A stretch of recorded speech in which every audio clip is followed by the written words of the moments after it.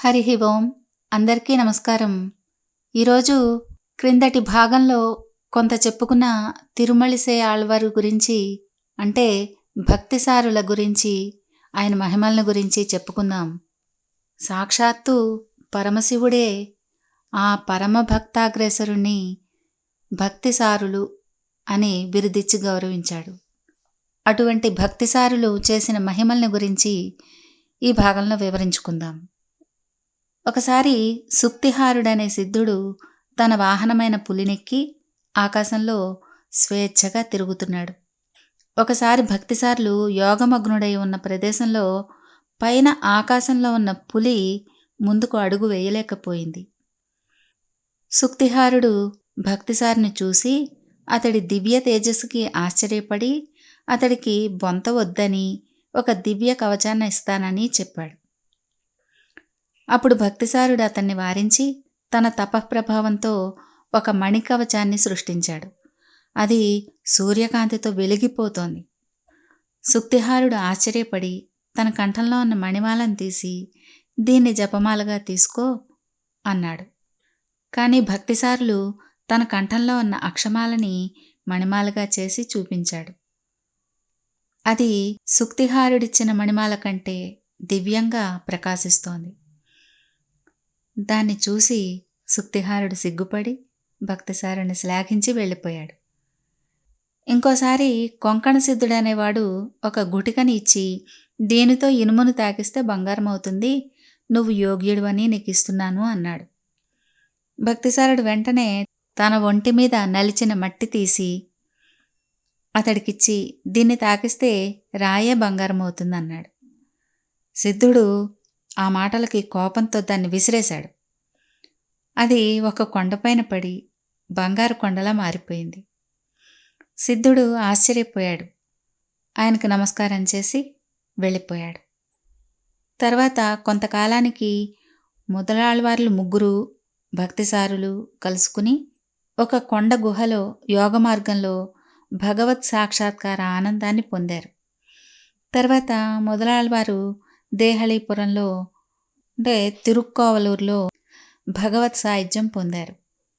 భక్తిసారులు కంచి వెళ్ళి స్వామిని సేవిస్తూ గడిపారు. భక్తిసారుల బాల్యంలో ఆయన అనుగ్రహంతో యవనం పొందిన వృద్ధ దంపతుల పుత్రుడు ఉన్నాడు కదా, కణికృష్ణుడు. అతడు భక్తిసారుల శిష్యుడయ్యాడు. కంచిలో ఉండగా ఒక వృద్ధురాలు వీరి గృహాన్ని శుభ్రం చేసి ఊడుస్తూ ముగ్గులు వేస్తూ భక్తిసారుల్ని భక్తితో సేవిస్తూ ఉండేది. భక్తిసారులు కరుణతో ఆమె కోరిక మేరకు ఆమెని యవ్వనవతిగా మార్చారు. ఆమె అతిలోక సౌందర్యవతి అయ్యింది. కాంచీపురానెళ్ళే వల్లవరాయుడు అనే రాజు ఆమె పట్ల ఆకర్షితుడై వివాహం చేసుకున్నాడు. చాలా కాలం ఎంతో అనురాగంతో వారు సమస్త భోగాల్ని అనుభవించారు. కానీ కాలం గడిచే కొద్దీ ఆ రాజు వృద్ధుడవుతున్నాడు, ఆమె యవ్వనవతిగానే ఉంది. పైగా ఆమె సౌందర్యం దినదిన ప్రవర్ధమానంగా ఉంది. వల్లవరాజు ఆశ్చర్యంతో, సుందరి, నీ యవ్వన రహస్యం ఏమిటి అని అడిగాడు. ఆమె జరిగిందంతా చెప్పింది. వల్లవరాజు భక్తిసారుల్ని ఇక్కడికి రప్పించి, నేను కూడా యవ్వనాన్ని పొందుతాను అని తన భార్యతో అన్నాడు. ఆమె అది అంత సాధ్యమయ్యే పని కాదు అని చెప్పి, భక్తిసారులు అవాప్త సర్వకాములు, శివుడికే లొంగనివాడు నీకు లొంగుతాడా? ధనానికి లొంగడు, కానీ భక్తి శుశ్రూష కైంకర్యాలతో ఆయన్ని మెప్పించు. కానీ నువ్వు రాజువు కాబట్టి నువ్వు ఆయన సేవ చెయ్యలేవు అంది. రాజు ఆమెతో, సుందరి, ఎలాగైనా నాకు యవ్వనం చేకూరే ఉపాయం ఏదన్నా చెప్పు అని ప్రాధేయపడ్డాడు. అప్పుడు భక్తిసారుల శిష్యుడు కణికృష్ణుడనే అతడు ప్రతిరోజు నా ఇంటికి అక్షయపాత్ర కోసం వస్తాడు. ఆయన వలన నీ కోరిక నెరవేరుతుంది అనిపిస్తోంది అని ఆమె చెప్పింది.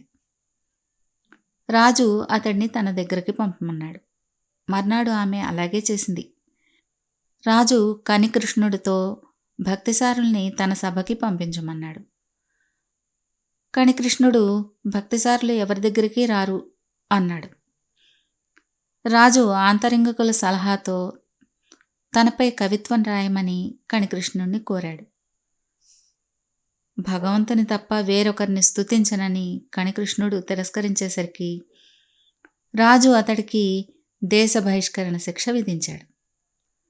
ప్రియ శిష్యుడు లేని చోట నాకెందుకని కణికృష్ణుడితో భక్తిసారులు, ఆయన వెనుక కంచిలోని 18 విష్ణు స్వరూపాలు, క్షేత్రపాలకులు, ఇతర దేవతలు, సమస్త జనులు అతన్ని అనుసరించి క్రోసు దూరంలో ఉన్న ఒక వనంలో కలిసి ఉన్నారు. అక్కడ అందరూ ఏకమయ్యారు కాబట్టి దానికి ఏకస్థలమని పేరు వచ్చింది. శ్రీరాముడు అరణ్యాలకు వెళ్ళేటప్పుడు అయోధ్య ఎలా కళావిహీనమైందో కంచి కూడా అలాగే అయింది. వల్లభరాజు దుఃఖించి పరివారమందరితోనూ ఏకస్థల నగరానికి చేరి కంచి వరదరాజస్వామిని పురానికి తిరిగి రమ్మని ప్రార్థించాడు. వరదరాజస్వామి యథోక్తకారి దేవుణ్ణి, ఆయన భక్తిసారుణ్ణి, భక్తిసారుడు కణికృష్ణుణ్ణి ప్రార్థించమంటే వల్లభరాజు అలాగే చేసి కణికృష్ణుని ప్రార్థించి ఒప్పించాడు. తిరిగి కంచి అందరితోనూ కళకళలాడింది. కొంతకాలానికి భక్తిసారులు తీర్థయాత్రలకని బయలుదేరి కుంభకోణ క్షేత్రానికి వెళ్ళారు. దారిలో వ్యాఘ్రపురం, బహుశా ఇప్పటి పులియూరు అయి ఉంటుంది, అక్కడ కొంతమంది ఇంటి అరుగు మీద వేదాధ్యయనం చేస్తున్నారు. ఆ దారి వెంట వెళ్లే భక్తిసారుల్ని చూసి శూద్రుడని భ్రమపడి వేదపట్నాన్ని ఆపేశారు. అప్పుడు భక్తిసారులు ఒక నల్లధాన్యపు గింజ తీసి గోళ్లతో దాన్ని చీల్చి చూపించాడు. అప్పుడు వారికి వ్రీహీనాం నఖనిర్భినం అనే వేదవాక్యం గుర్తుకొచ్చింది. అప్పుడు వారందరూ ఏ వృత్తిలో ఉన్నా సరే హరి భక్తాగ్రేసరులే అని తెలుసుకున్నారు. అప్పటి నుంచి భక్తిసారులు ఆ గ్రామంలోనే ఉంచే వృత్తిలో ఉండి తిరిగేవారు. అంటే గృహస్థులు వడ్లు దంచినప్పుడు క్రింద పడిన ధాన్యాన్ని తీసుకుని వాటితోనే జీవించేవారు అన్నమాట. ఒకసారి ఆ కుంభకోణంలో కొలువైన శాంగపాణి దేవునికి యజ్ఞం జరుగుతున్న సమయంలో భక్తిసారులు ఏ ఏ వీధిలో ఏ ఇంటిలో ఉంచవృత్తి కోసం తిరుగుతున్నారో ఆ వీధుల్లో ఆ భక్తిసారులకి స్వామి ఎదురు వస్తూ ఉన్నాడు. అర్చకుడు ఈ వింతని గమనించి యజ్ఞశాలకు వెళ్ళి యజ్ఞదీక్షితునికి చెప్పేసరికి ఆయన కూడా ఈ పరిస్థితిని గమనించి భక్తిసారుల్ని సగౌరవంగా యజ్ఞశాలకు తీసుకువెళ్ళి, మహానుభావా, శ్రీహరిని వశపరుచుకున్న మీ రాక మా అదృష్టం అని గౌరవించి అగ్రాసనమిచ్చి అగ్రపూజ చేశాడు. అందుకు యజ్ఞశాలలో ఉన్న ఋత్విక్కులందరూ నిందించారు. అప్పుడు దీక్షితుల కోరికపై భక్తిసారులు ప్రార్థించగా శ్రీమన్నారాయణుడు శంఖ చక్ర గదాపద్మధరుడై శేషతల్పం పైన శయనించి భక్తిసారుల శిరస్సు పైన అక్కడున్న వారందరికీ ప్రత్యక్షమయ్యాడు. వారందరూ ఆ అద్భుత దృశ్యానికి ఆశ్చర్యపోయి భక్తిసారుల్ని క్షమించమని వేడుకున్నారు. ఆయనకి బ్రహ్మరథం పట్టారు. తర్వాత భక్తిసారులు వారందరికీ జ్ఞానబోధ చేసి కుంభకోణం వెళ్ళిపోయారు. అక్కడ శాంగపాణి స్వామిని తనివి తీరా సేవిస్తూ దివ్య ద్రావిడ పాసుర ప్రబంధాన్ని గానం చేశారు. అది విని శాంగపాణి సంతోషంతో శయనించి ఉన్నవాడు తటాలోన లేవబోయాడు. స్వామికి శ్రమ కలగడం ఇష్టం లేక భక్తిసారులు స్వామిని లేవవద్దని వారించారు. దాంతో లేవబోయిన స్వామి సగం లేచినట్లు అలాగే ఉండిపోయాడు. ఇప్పటికీ కూడా స్వామి అలాగే ఉత్థాన శయనుడిగానే దర్శనమిస్తాడు. భక్తిసారులు ఆ శాంగపాణిని ఎన్నో విధాలుగా ద్రావిడ భాషా పాసురాలతో కీర్తించారు. అవి చతుర్ముఖాంతాది అనే గ్రంథం, తమిళంలో దీన్నే నాన్ముగన్ అందాది అంటారు. రెండవది శ్రీ చందో వృత్తం, దీన్నే తిరుచంద విరుత్తంగా పిలుస్తారు. మొదటిది 96 పాసురాలు, రెండవది 120 పాసురాలు.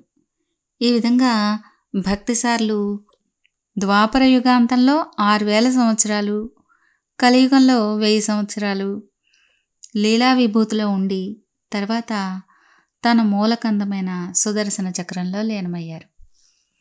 ఇది తిరుమలశై ఆళ్వారు చూపించిన మహిమ, ఆయన చరిత్ర విశేషాలు. తిరుమలశై ఆళ్వార్ల తిరునక్షత్ర తనియన్.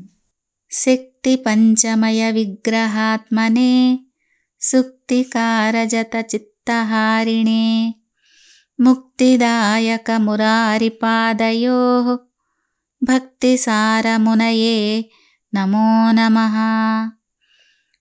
మఖాయాం మకరే మాసే చక్రాంశం భార్గవోద్భవం మహీసారపురాధీశం భక్తిసారమహం భజే.